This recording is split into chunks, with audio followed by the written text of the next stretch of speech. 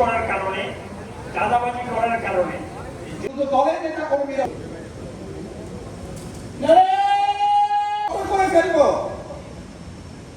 আমি আপনাদের কাছে আজ একবার দুইবার আগুন দিত, ভাঙচুর করতো।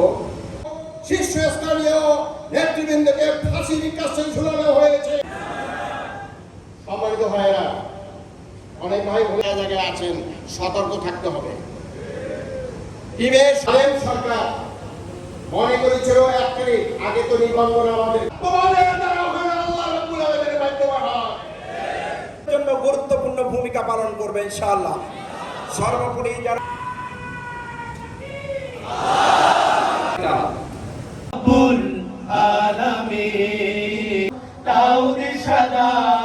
সরল মেহেরবান করুণায় শেষ মোহাব্বত যাদের উপরে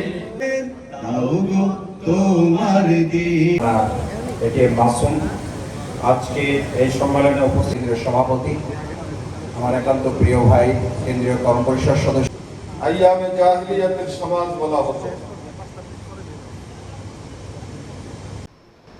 তারা এদেশে জামাত ইসলামীর সাথে এমন আচরণ করেছে, জামাতের নেতা কর্মীদের সাথে এমন আচরণ করেছে, যেই আচরণ পশু ও পশুর সাথে করতে পারে না।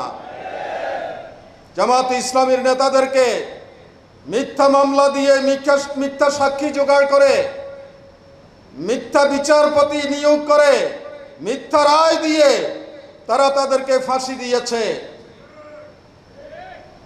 এদেশের সর্বস্তরের মানুষের কাছে তাদের এই সমস্ত অপকর্ম অত্যন্ত পরিষ্কার।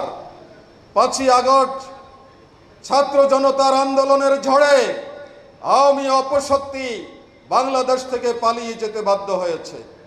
বাংলাদেশ হচ্ছে শতকরা 92% মুসলমানের দেশ। এখানে হিন্দু, বৌদ্ধ, খ্রিস্টানরাও আছে। তারা আলাদা কোনো নাগরিক নয়, তারাও বাংলাদেশের নাগরিক। এখানে তারা জন্ম নিয়েছেন।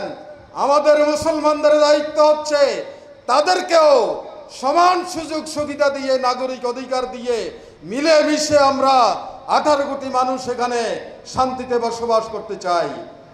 আমরা কারো দাদাগিরিকে গ্রহণ করব না, কারো ডিকটেশনকে আমরা মেনে নেব না, কারো পরিকল্পনা আমরা এখানে বাস্তবায়ন হতে দেব না। আমরা সমমর্যাদার ভিত্তিতে প্রতিবেশীর সাথে সৎ আচরণে বিশ্বাসী। এই শিষ্টাচার ইসলাম আমাদেরকে শিখিয়েছে। কিন্তু সেটা না করে আমাদের উপরে দাদাগিরি করবেন আর আমাদের সব কিছু লুটুপুটে খাবেন, এই সুযোগ আমরা দেব না ইনশাআল্লাহ। আপনারা এমন নেতা, এমন নেত্রীর পেছনে ঘুরলেন যারা 5ই আগস্টের পর 6ই আগস্ট নিজেরা নিজেদের মতো পালিয়ে গিয়ে দায়িত্বহীন কণ্ঠে আপনাদেরকে জানিয়ে দিল শুধু দলের নেতা কর্মীরা, ওই দেশের প্রতি আমাদের আর কোনো দায়িত্ব নাই। আমরা ধিক্কার জানাই প্রাচীন দল বলে নিজেদেরকে যারা পরিচয় দেন।